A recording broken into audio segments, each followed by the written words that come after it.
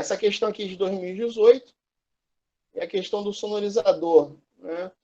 Aqueles que tem na pista para avisar que é um ruído, é uma trepidação que provoca, geralmente na curva, para você reduzir a velocidade, etc. Né?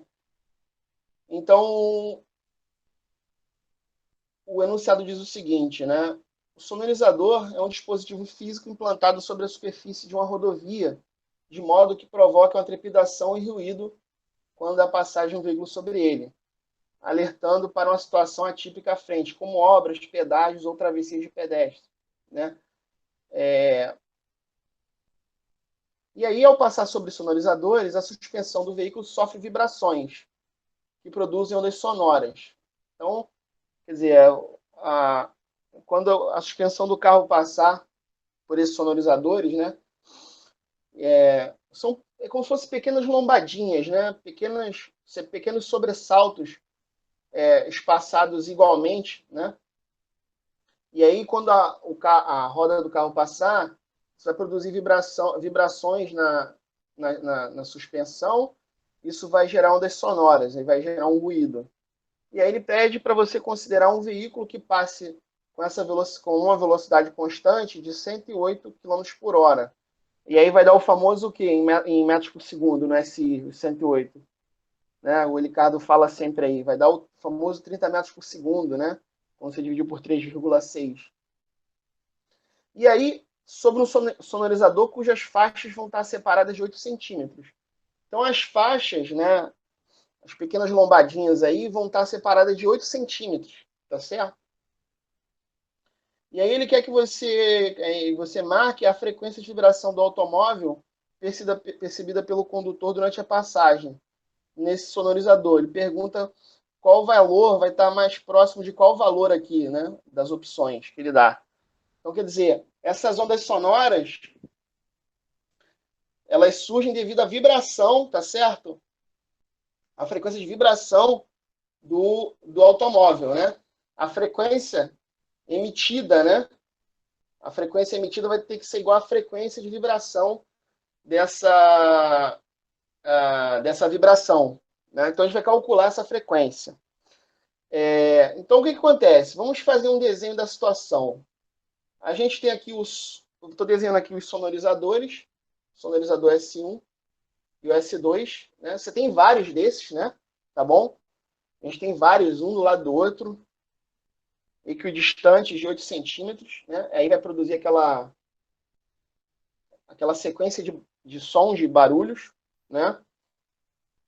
Isso aqui é a vista superior que eu estou desenhando para vocês, visto de cima. Se a gente olhar de lado, a gente vai ter uma coisa desse tipo aqui. Tá certo? É a vista lateral, que a gente está vendo de forma ampliada aqui. Né? E aí, o que vai acontecer? Eu desenhei aí essa forma de onda. Né? O que essa forma de onda vai representar? Vai representar os picos de intensidade sonoras devido ao barulho. Né? Por exemplo, quando a roda do carro passar aqui, você vai ter um pico de intensidade aqui, de som.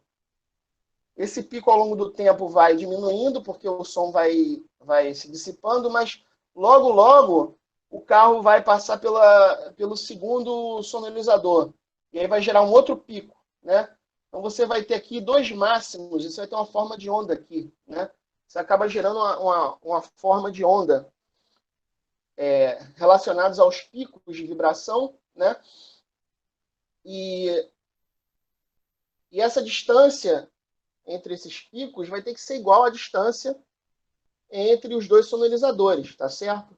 Isso vem da própria situação do problema. No caso aqui, essa distância é 8 centímetros. Repare que aqui a gente tem uma forma de onda que se repete daqui para cá, porque você tem um máximo aqui, e esse máximo se repete aqui de novo. E aí a gente pode definir aqui um comprimento de onda. Quer dizer, a própria distância entre as lombadas vai definir o comprimento de onda do seu problema. Né? Porque a gente vai querer calcular a frequência. Tá certo? Alguma dúvida até agora? Tá tudo tranquilo?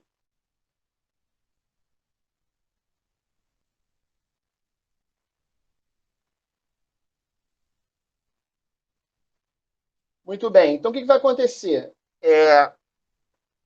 Você vai ter um intervalo aqui, que é um intervalo que vai ser o período da onda. Esse período vai ser dado pelo intervalo de tempo entre duas emissões sucessivas. Quando a roda do carro passar aqui na primeira lombada, você vai emitir o som.